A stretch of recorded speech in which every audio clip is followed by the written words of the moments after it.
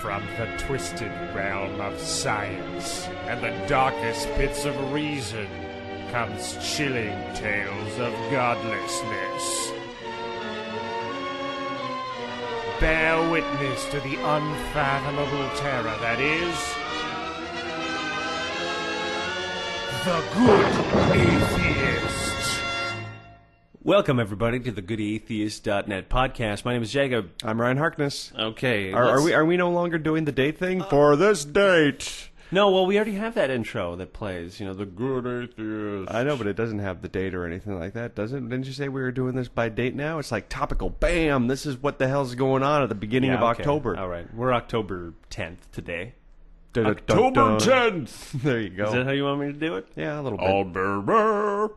And, okay, here's the thing. You guys are probably all curious because the majority of our listeners, they're probably thinking, are these guys dead? What's happening? A week off, and all of a sudden it's like, no! I'm sure there's people who are sort of like, I need you because you're my workout thing. I don't even understand. Like, you listen to people when you work out? That's weird, man. That's weird. I can understand. Here's the deal. Music doesn't really pass the time all that quick, but if you get into a conversation or you're listening to talk radio, the time just flies. There's a reason truck drivers, they listen to talk radio. And I actually think that truckers listen to talk radio because they don't actually converse and hang out with anybody. So talk radio is the only way to feel social when you're about to fucking lose your mind. Yeah, that too. That is also a big part of I think it. That's mostly it. No, the other part is it does pass the time quicker, so you don't lose your mind, and it's the same thing at the gym. I suppose it depends on the topic. I remember there was this one podcast my uncle used to listen to all the time, and I didn't make any bones about it at the time because I didn't really think about it, but it was like this crazy conspiracy radio show where the guy had guests on that said all kinds of things, like they had invented a time machine or whatever, just some really hilarious stuff. It was always great to hear these guys make these crazy claims. Like one guy was like, I made a perpetual motion machine. Yeah, was it that big company from just recently that said that they had done it? No. This was I'm talking about when I was like 12 or 10. Oh, okay. I just remember sort of like on the trip back from Montreal to Sherbrooke, because sometimes he'd give us a ride.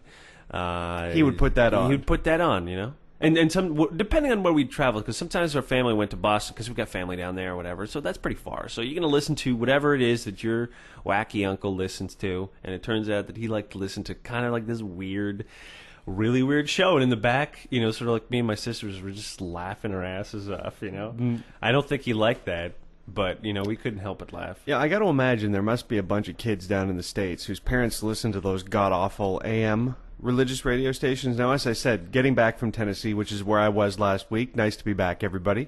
But I was down in Tennessee last week again, and I checked out a bunch of those stations, and not all of them are horrible. A lot of them are quite listenable, and even the Christian pop. The Christian pop is getting better. In Ryan's opinion, it's getting better. You got to understand, where we live up in Quebec, we don't get to listen to normal radio music when we go to the grocery store, which is the only time we're exposed to hideous public pop and crap and anything like that. The stuff that most people listen to that we stay away from. But you go to the grocery store and it's a French radio station and it's made in Quebec and it's what you'd expect from it's so Quebecer. It's so Quebec. There's always like a guy who's just like, "Hey, my heart is torn." Just awful. That's really bad music. But the point is, the Christian radio stations, the Christian rock, the Christian pop, it's better than Quebecois music. So I'm like, hey, you beat us. So that's all good. I'll respect that. But there must be some of those parents who drove around with their kids in the car, listening to those AM crazy, and God will smite thee with fire. I fucking bet you right now what's happening is that one of our fans is listening to us on his MP3 while in the car with his conservative parent listening to religious bullshit. And that's what he listens to whenever he goes driving. He's like, I gotta bring TGA with me or I'm gonna fucking go nuts. You can holler out there, oppressed child. Holla out there. Now, speaking about holla, I just want to mention something real quick. This is a project that we're working on for next Christmas, and I'm putting a call out to all of you girls out there who believe that, who think that if you are hot and you want to be one of the months of our calendar that we're building, then you can email me at jacobfortin@gmail.com. We're making a cool hot atheist calendar. and we're going to release it next Christmas. So we're taking our time. We want to find the right people. We want to find the girls who are not just attractive, but who do really fucking cool things. You know, like I want to show that atheist chicks are just so many more levels of awesome, and I don't actually think it's that hard. I already have a few people that I've talked to that have already agreed to it, but you know, obviously, this is all from my own personal interactions with some of the fans. We don't have yet the community for me to really reach out that quickly. Right now, it's still just the podcast. So this is an excuse for you guys to reach out and touch your hot atheist friends a little bit and get them involved in all this. Now, here's the interesting thing. A lot of the tough part about this, and I guess I hadn't thought about it at the beginning, is that obviously there's going to be a bunch of girls who are like, I'd love to, but I'm not really out of the closet.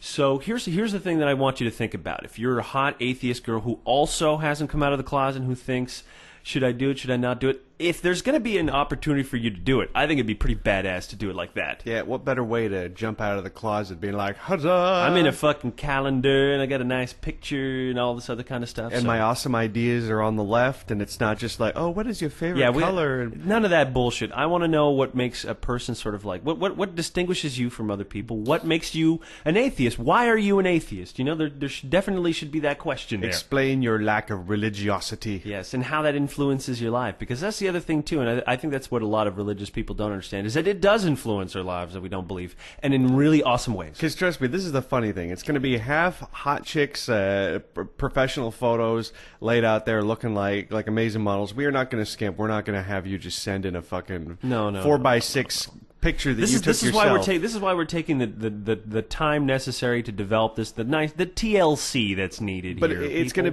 be half that, half really nice pictures, and half on the side. It's going to there's going to be 3 halves, but half of it's going to be another part of it's going to be all the awesome dates in the calendar, and we're going to get everything an atheist could ever want in their calendar in the date section. And then last but not least, on the side, you're going to have all these sexy quotes from hot atheist chicks like, I don't believe in astrology. It's bullshit. I'm just going to be like, oh my God. Yes, that's gonna so attractive.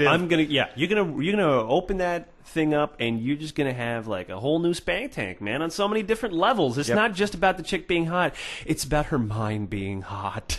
Yep. And that's why I think it's a good idea. Okay, so that's the shit out there. We're going to be reminding people, you know, like not every radio show, but once in a while. I mean, like I said, this is a year project, so it takes a while. And this is actually, this is for next year. We actually have this year's project lined up. We're not going to say anything about it because we want it to be a bit of a surprise, but that's coming out maybe in time for Christmas. I don't know. We'll see. We will see. I mean, here's the hope. I guess everything depends on how well things progress with lots of the different aspects of our business, because that's the thing too. You know, we are an industry, so it's a little bit tough to kind of manage all that content. But we're going to figure out. It's basically if we get crushed underneath the lameness of our business crap, then maybe we won't get it done by Christmas. That's the only way it can't happen. Yeah, so. That's the limitation. Okay, this is actually what makes me want to segment into talking about Ray Comfort, because the whole thing, the project we're working on is in response to Ray Comfort.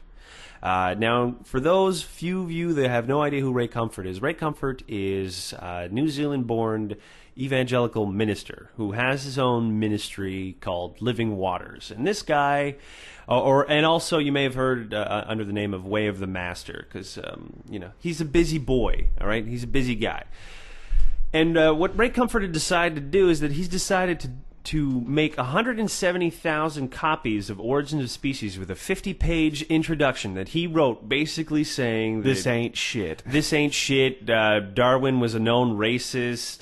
Ties with Nazism. Just all of the bullshit that creationist retards are fucking always talking about. This is what he wants to put, and he wants to make 170,000 of these pieces of shit and distribute them throughout different campuses and universities. Now, let me tell you something. For me, that is fucking war, okay? That's when a person says, that's it, the gloves are off. You know, you want a fucking Bible with 50 pages that says, this is bullshit? This is the kind of stuff that we should be doing here, because they are taking something that is very important. This is sort of like the foundations of biological science. Origin of Species, the first fucking book you should read. What is evolution? I don't know. Why don't you ask the guy who thought of it? That's the book, and they're putting that garbage right in the front. I mean, it's unbelievable. I feel like what kind of world can this happen in? I mean, on the United States, you're not impressing anybody right now, okay? The height of science, my ass. What happened to you guys? Well, why can't we blame New Zealand for this? God damn you, Kiwis! But he makes his living. Yeah, I know. Because I know. he's in the States. Now check this out. Here's the thing. I wanted to check out more about Ray Comfort. You know, his history, what kind of man he is. It's really interesting to note that Ray Comfort is one of those. I would actually say, here's the thing.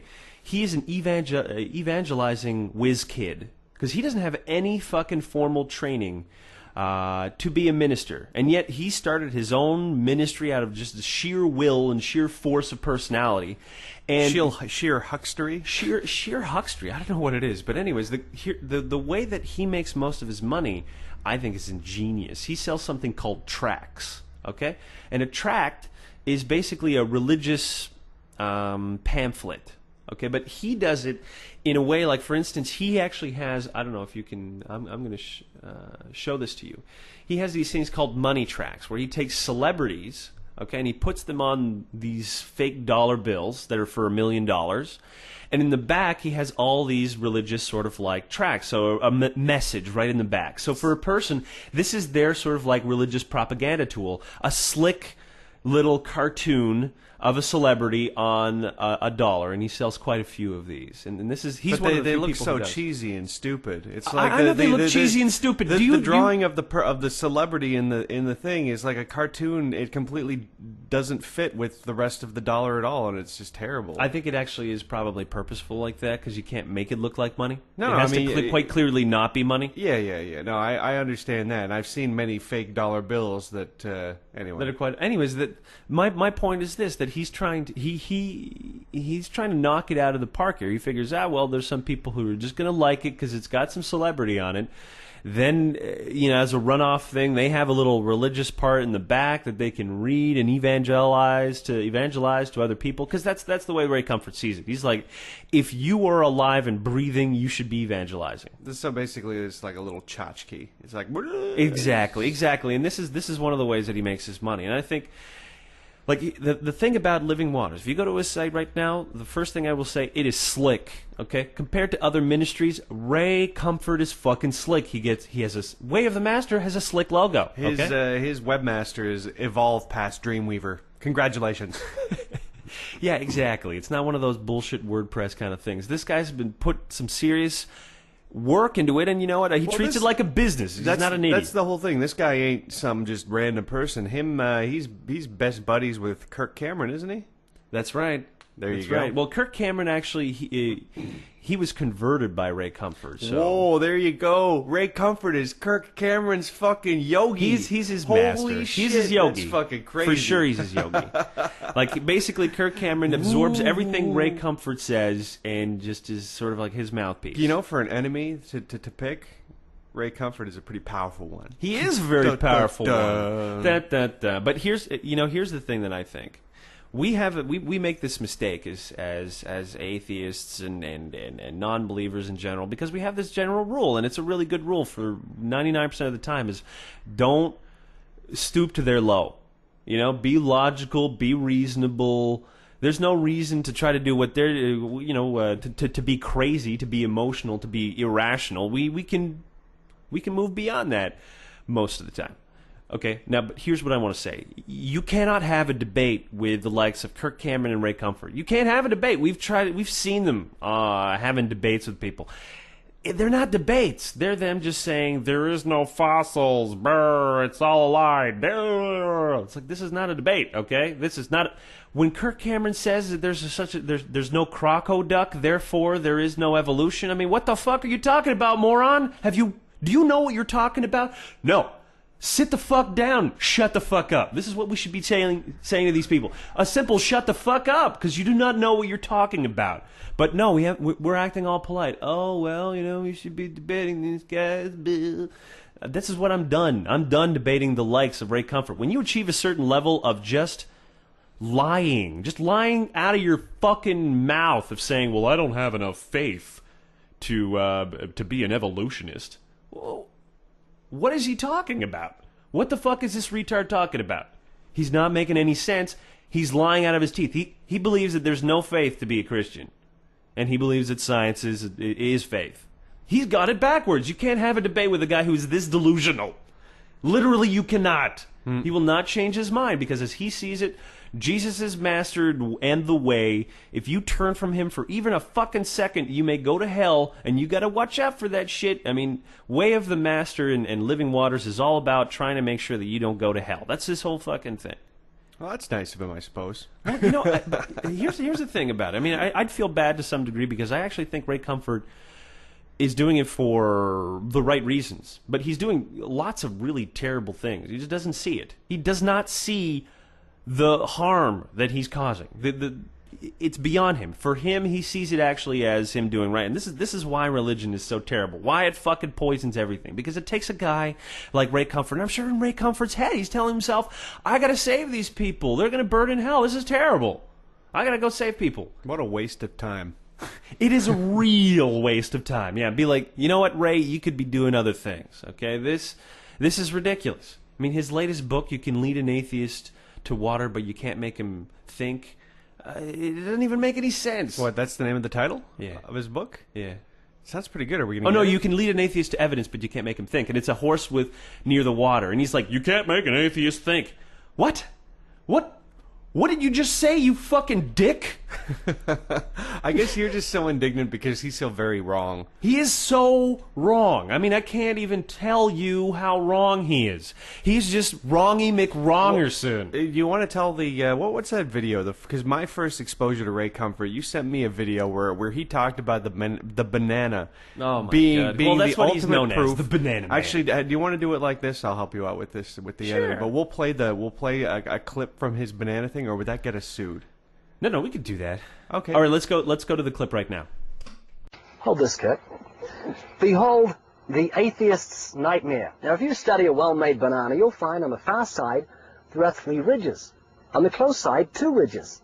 If you get your hand ready to grip a banana, you'll find on the far side there are 3 grooves, on the close side 2 grooves. The banana and the hand are perfectly made one for the other. You'll find the maker of the banana, Almighty God, has made it with a non-slip surface.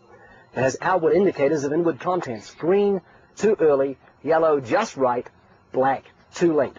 Now, if you go to the top of the banana, you'll find, as with the soda can makers, they placed a tab at the top. So God has placed a tab at the top. When you pull the tab, the contents don't squirt in your face. You'll find the wrapper, which is biodegradable, has perforations. Notice how gracefully it sits over the human hand. Notice it has a point at the top for ease of entry. It's just the right shape for the human mouth.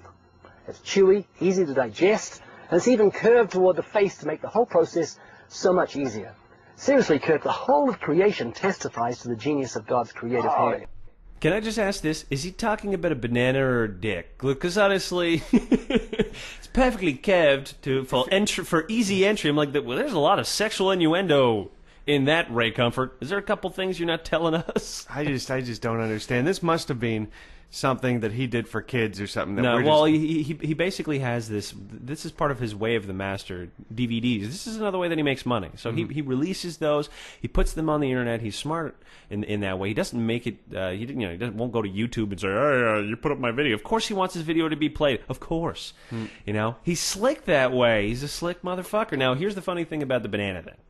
That he later kind of rescinded that whole thing because he had to admit that the wild banana looks nothing like the cultivated, artificially selected banana that we eat today. The evolved banana? Yeah, exactly. The evolved banana. The ones where the maker, i.e. humans, decide that, yes, we would like to design the banana to fit our particular preferences. And lo and behold, the mighty banana, the atheist's nightmare, the product of Darwinian evolution.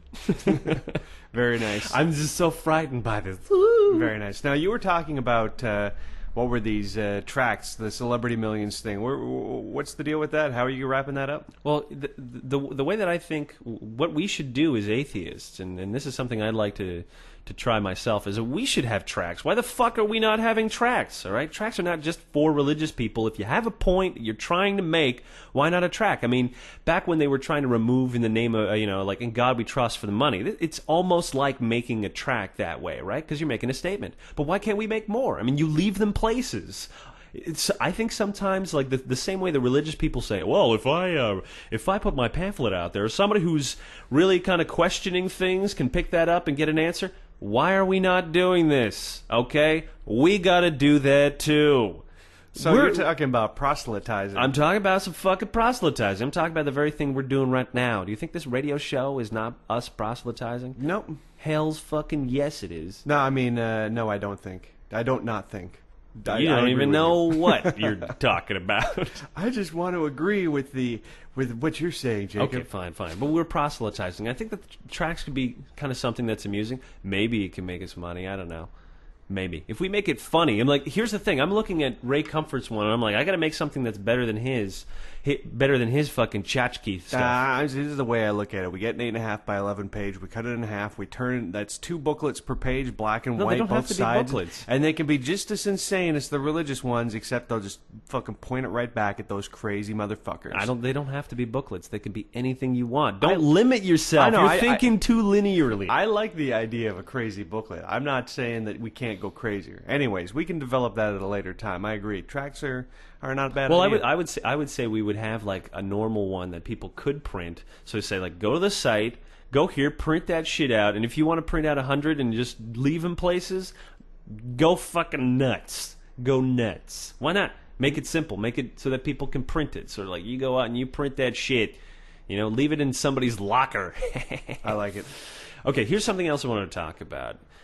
This is pretty crazy. If you don't follow the site, I know a lot of people, they like Good Atheist, but they can't even visit the site. They're so busy. It's amazing. Most of our fans are just really fucking busy people. That's the one thing I've learned. Busy, busy, busy. So, okay, we thought, let's include more sections of what we talk about on the site. Because we don't want to... The gold. So let's talk about one particular thing of gold. I did a comic about this, so if you didn't go check it out and you like some of the comics that I've been making, go check it out. Do you like comics? Do you like drawings? Here's the crazy thing that's going on. Conservapedia. Now, I don't know if you guys, all of you know what Conservapedia is. It's the Wikipedia for conservatives, religious conservatives. Acknowledging the fact that there's reality, and then there's the conservative reality. Yeah, they have their own wiki. They have their own reality. Yeah, exactly. So Conservapedia wants to is starting a project where they're basically trying to make the Bible more in line with their conservative values. So they think the Bible is actually too liberal and too socialist, so they want to edit those parts out. And I think that they also want to use that opportunity. They're like, well, it doesn't use exact...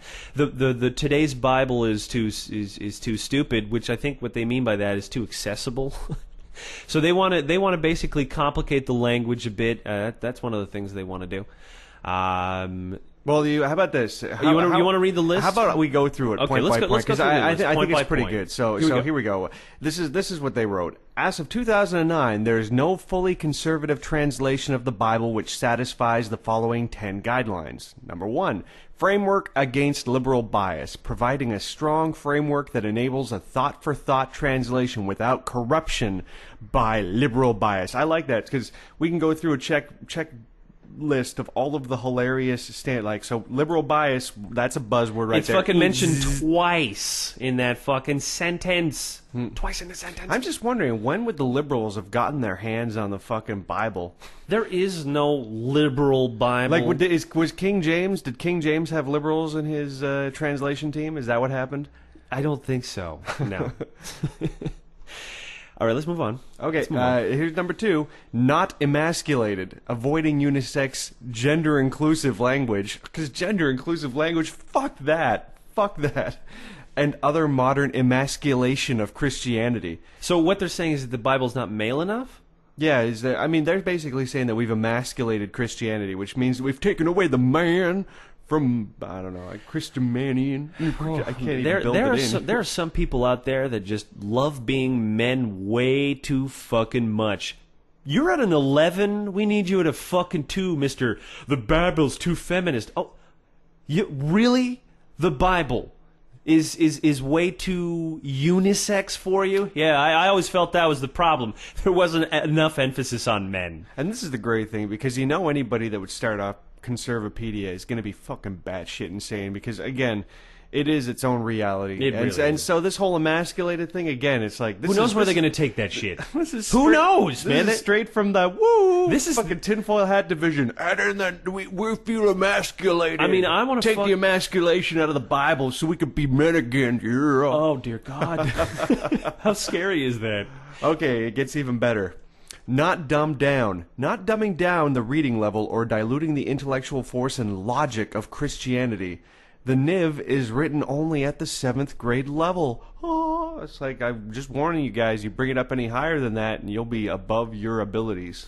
I actually think it makes sense for them to want to obfuscate purposefully the Bible, because if you look at the history of, say, the King James Bible, this is what's interesting about the King James Bible, is that it really made the Bible accessible to everybody. Because before, it's written in Latin, and nobody fucking knows Latin except for priests. And so there was a certain amount of power that you could command that. You're saying, I have this book has answers, listen to me. Well, wasn't it there was the King James Bible, because King James was the one that did it, and he was like the only person that was going to pull it off, because everybody else that... Well, there were many different translations that were unhappy with that whole plan. Well, listen, you have to understand, there were many different attempts to translate the Bible into English, and they were all met with death, okay? So you had to have sort of like, I don't know... some pull. Some pull. Yeah, a king tends to have some pull. A little bit of pull. A little bit. All right, let's keep going. Okay, this here is the nice one, because it kind of follows up on the last one. Utilize powerful conservative terms. Using powerful new conservative terms as they develop, defective translation used the word comrade 3 times. Oh no, the Bible said comrade. People working together? That's a Russian word. No. It's godless is what it is. As often as volunteer. Similarly, updating words which have a change in meaning, such as word, peace, and miracle. So they think peace. They think volunteer is a bad word? That's just fucked up. Well, I think the whole problem is they say, something like that. Whether they don't like people volunteering. No one should volunteer. Comrades and volunteering. Jesus was not up for this whole helping out thing. No. He believed that the rich will inherit the earth. And this next one is just weird. I really don't get this one. This is I've lost count, but this is the next one. Combat harmful addiction.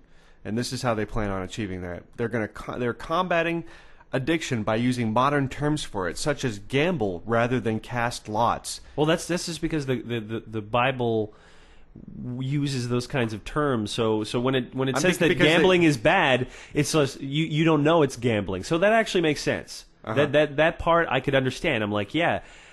Some of the old language, you're like, what the fuck is this? So you could ignore it. It gets better. Using modern political terms such as register rather than enroll for the census. So basically all of the different words that are in the Bible that they can update, that they can cram the updated version of the word in there and make it just seem really fucking weird. Actually, I think if you made it modern... with modern words, you'd read the thing and you're like, this is ridiculous. This is fucking... Did a bald guy really make God send bears to kill children because they made fun of his head? Did they really do that? Yeah, I guess they did. Yeah, I'm going to enjoy that. Ridiculous.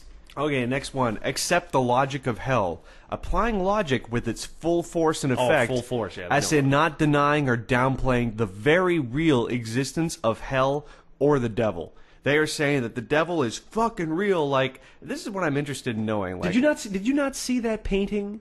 Okay, remember that crazy painting where Jesus is holding the fucking Constitution? And you got all the good people on the left and all the evil people on the right. Well, there was Satan on the right. Did you see him? He was like just cloaked right there. He was right beside the university professor. Yep, that was holding clutching his copy of Origin of Species. Yeah. Yep. So, here's the thing. I believe it's basically a very, very... Like, they're going back to formula when it comes to Christianity. They're like, well, one of the big, huge things, the appeal was hell. We can use the threat of hellfire to scare the shit out of anybody. Let's make the Bible harder to read, or at least more intellectualizing, so that it'll dissuade stupid people from thinking they can interpret it.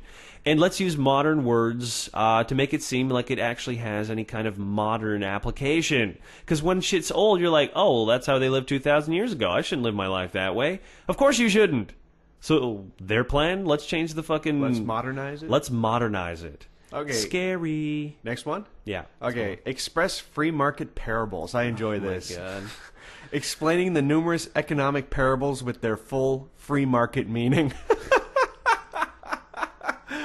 Oh my! Here's the thing. Oh, you know, we have a few that's we just- have a few fans out there that are conservatives and that are atheists at the same time. I gotta make a suggestion to you guys, because you gotta, if you really want to save your free market ideas, okay, you need to take it away from these people, because they are latching onto it hardcore. And if you're right, if you are right that free market principles are important, then you don't want it to be associated with Christianity. Trust me. Well, Now, with that said, I think it makes perfect sense for all of these American conservatives, because the American conservative movement is a fuck everybody else. There's only me and Jesus.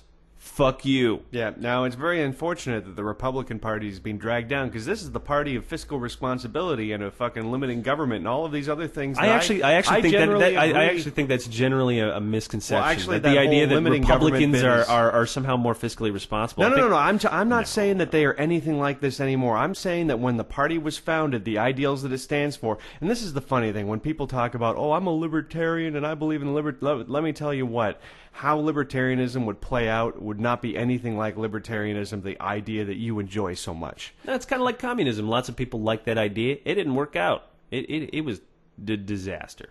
Communism is a disaster.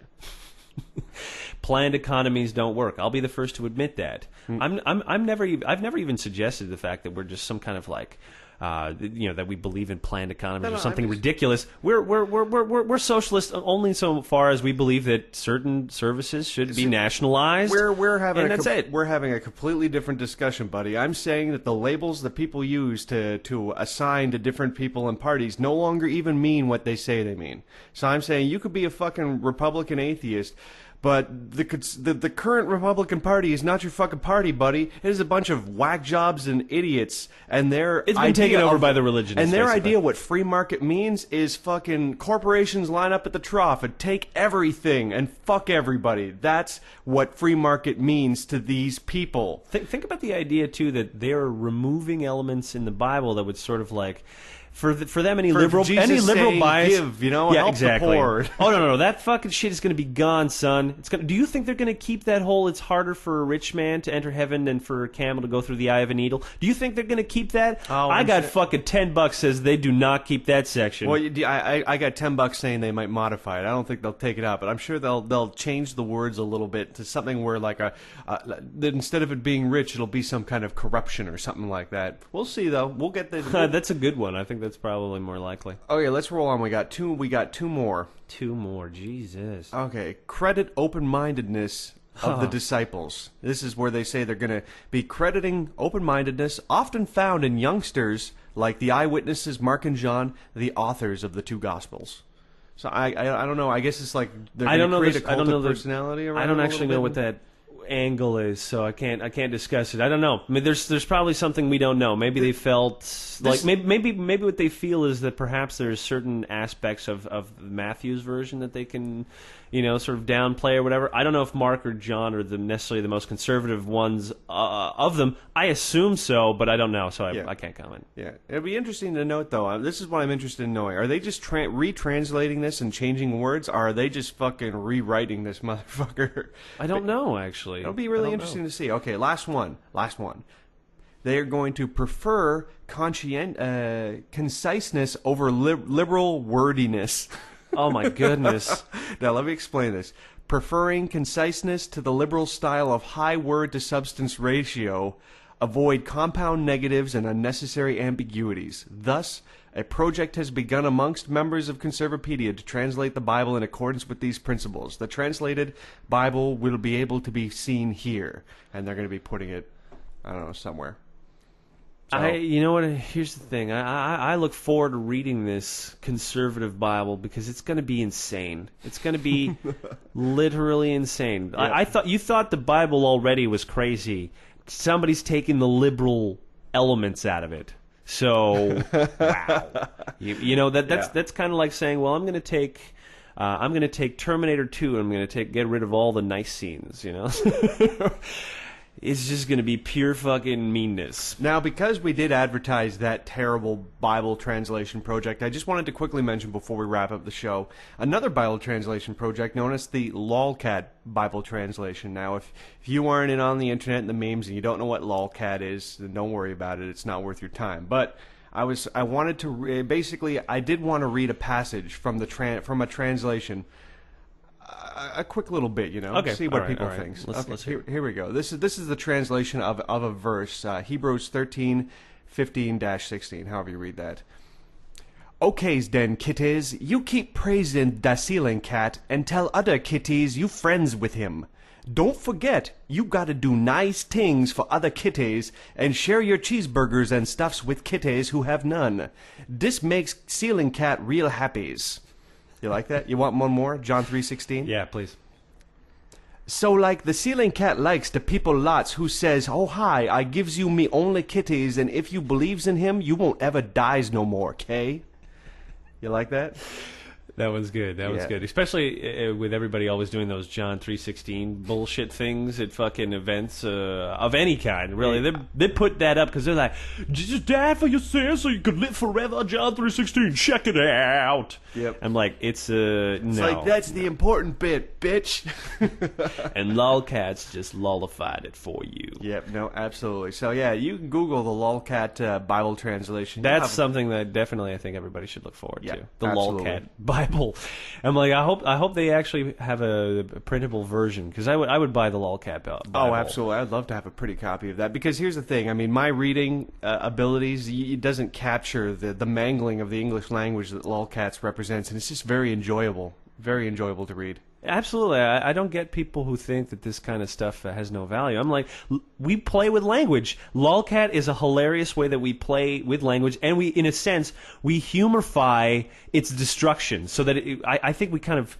There's simultaneously hilarious shame that comes with speaking like that. You're like, this is retard speak, but it's awesome. Yep, we brain dumbed the English language, and we made it very pleasurable to read and enjoy. I mean, here's the truth. Maybe in 300 years from now, we're all going to be talking like lolcats. Okay, you just got to get used to that idea.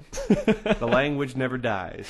It'll take on forms of its own. Man. Except for French, it's on its way out. Sorry, guys. Yeah, I actually had a lengthy conversation with my dad and his girlfriend because he's French, right? Mm-hmm. And I was just talking about it. My dad agrees. He believes that French is dead, but It's doomed. He sees it basically as kind of the problem with French is that French is a language written by committee. So there are people that come together and decide what the new words are going to be. English is a fucking language that evolves on its own. New words come into being all the time. We accept new words when they start getting used. You know, like dough, D''OH. I remember when that was still kind of like a huge deal for people. They're like, well, this is not a real word. The fuck it's not a real word. How often has dough been used? A lot. Any word that gets used is a word. Yeah, dumbasses. that's how it works with English. Any word that gets used is a word. Lol is a word now. Lol is a fucking word, but the French can't deal with that shit. They're like, no. French for t-shirt is a gaminet. Do any French people know what that means? Barely any. They all, even in France, everybody speaks a bastardized version of French, and it's just because English, the living language, is changing the fucking world. It's assimilating everything. It. Yeah. So you know what? Here's the legacy of white people will be our language. When we're all gone, the only thing that will remain is English, some kind of weird version of it.